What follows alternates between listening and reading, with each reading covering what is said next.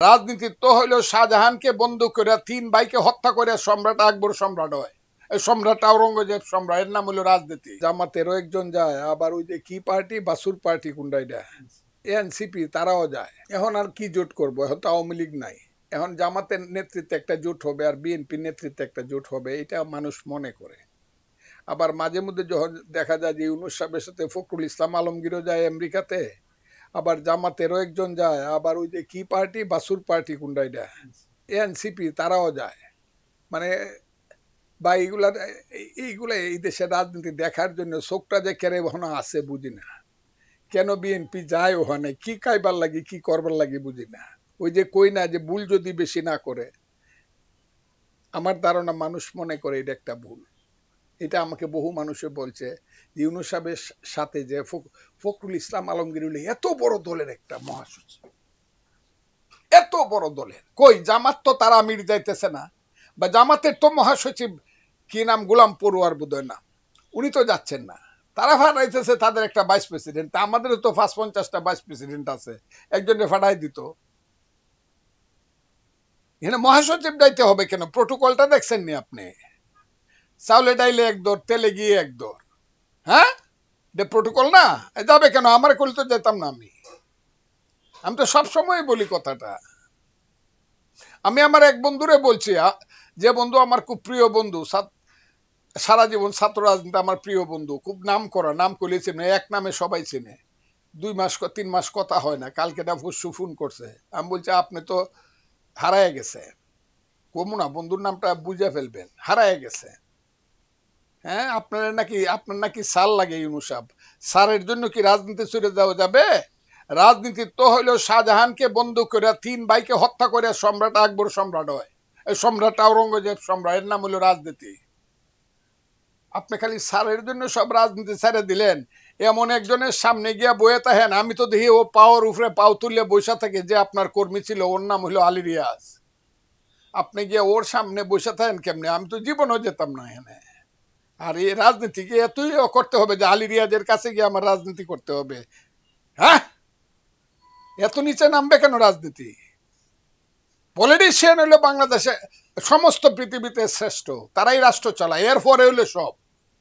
বাংলাদেশে রাজনীতিবিদরা আছে, কিন্তু অন্ধকার ঢেকে দিয়েছে সূর্যের মুখ। সূর্য কিন্তু আছে, কিন্তু এটা কিছুক্ষণের জন্য মেঘ ঢাইকা দিছে। রাজনীতিবিদ কিন্তু আছে। আমি প্রথমত ক্লিয়ার করবো, বাঙালি আর বাংলাদেশের মধ্যে কোনো ডিফারেন্স নাই। বিএনপি যে বলে বাংলাদেশি জাতীয়তাবাদ, এটাও সঠিক আছে।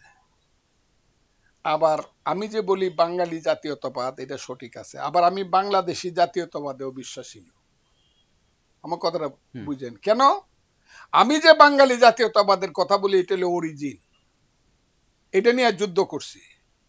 এটা হলো নৃতাত্ত্বিক ভাষাভিত্তিক জাতীয়তাবাদ।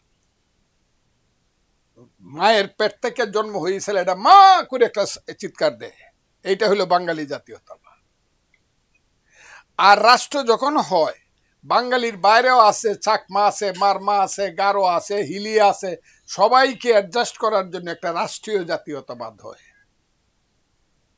এটার নাম হলো বাংলা ভাষাভিত্তিক জাতীয়তাবাদ, রাষ্ট্রীয় জাতীয়তাবাদ।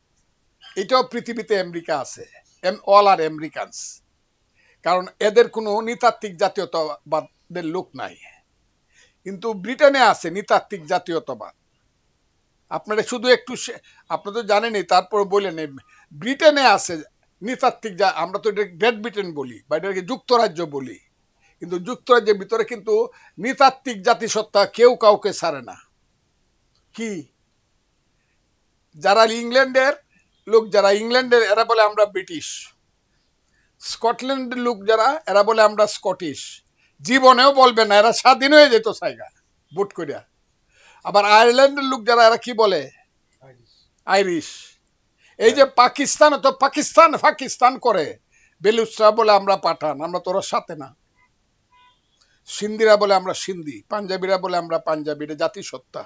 আবার রাষ্ট্রীয় জাতিসত্তা এরা হলো পাকিস্তানি। এটা আমি বিএনপির বুঝাইতে হবে কেন?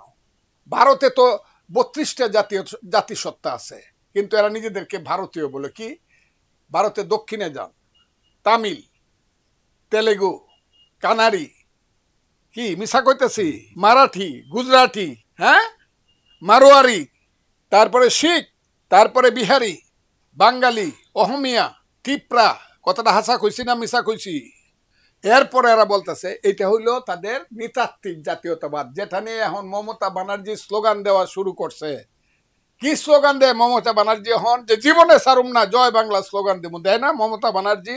এটাকে বলে নৃতাত্ত্বিক জাতীয়তাবাদ। আর সবাই মিললে আমরা একসাথে থাকবো, এটা হলো রাষ্ট্রীয় জাতীয়তাবাদ, ভারতীয়। ঠিক তেমনি বাঙালি হইল আমার নৃতাত্ত্বিক জাতীয়তাবাদ, আর বাংলাদেশি হইল আমার রাষ্ট্রীয় জাতীয়তাবাদ। দুইটার মধ্যে কোনো পার্থক্য নাই, ক্লেশ নাই, সবাইকে লইয়া মিলেমিশা থাকে।